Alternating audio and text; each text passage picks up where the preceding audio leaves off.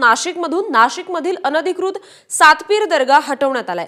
मनपाने अनधिकृत ठरवलेला हा सातपीर दर्गा आता हटवण्यात आलाय। काठे गल्लीत मध्यरात्री पोलीस वाहनांवर दगडफेक करण्यात आली, त्यामुळे सकाळपासून आता पोलीस बंदोबस्तात वाढ करण्यात आली आहे। जमावाकडून पोलिसांवर दगडफेक करण्यात आली आणि यात काही पोलीस जखमी देखील झाले आहेत। काठे गल्ली ते भाभानगरच्या दिशेने जाणारी वाहतूक त्यामुळे आता इतर मार्गाने वळवण्यात आली आहे। महापालिकेने 15 दिवसात हे अनधिकृत बांधकाम हटवण्याची नोटीस दिली होती। या संदर्भात अधिक अपडेट्स देत आहेत आपले प्रतिनिधी मुकुल कुलकर्णी। मुकुल,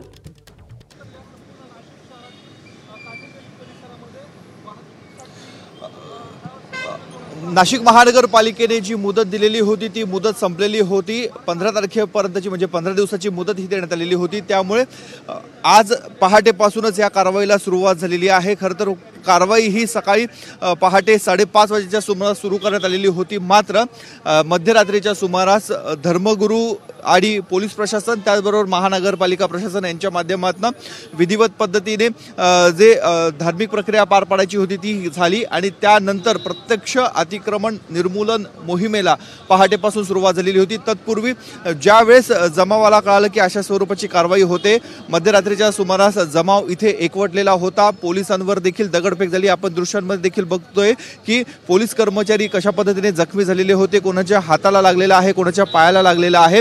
दगडफेक मोठ्या प्रमाणामध्ये झालेली होती। पोलिसांची वाहनं असतील, पोलीस कर्मचारी असतील आणि त्यानंतर गर्दी पांगवण्यासाठी आलेला संतप्त जमाव पांगवण्यासाठी पोलिसांना अश्रुधुराचा देखील वापर करावा लागला।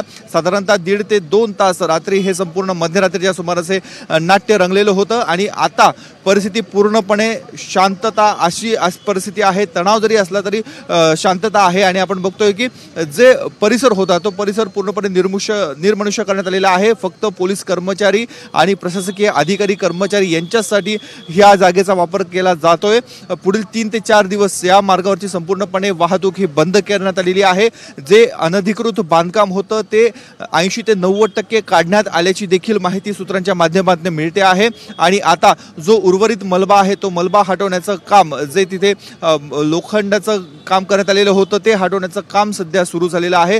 JCBचं येणे जाणं सुरू आहे। त्याचबरोबर जे मलबा हटवण्याच्या ज्या वाहनं आहेत ते देखील अतिक्रमण विभागाच्या नाशिक महानगरपालिकेच्या गाड्या या जात आहेत। आपण बघतोय की एक एक करत पोलीस कर्मचारी जे जखमी झालेले ते देखील समोर येतात। मध्यरात्रीपासूनच इथे पोलिसांचा चोख बंदोबस्त तैनात करण्यात आलेला होता आणि आता परिस्थिती पूर्णपणे शांततामय आहे, मात्र तणाव हा कायम दिसून येतोय। बरं, धन्यवाद मुकुल आपण दिलेल्या या सविस्तर माहितीसाठी। ABP माझा, उघडा डोळे बघा नीट।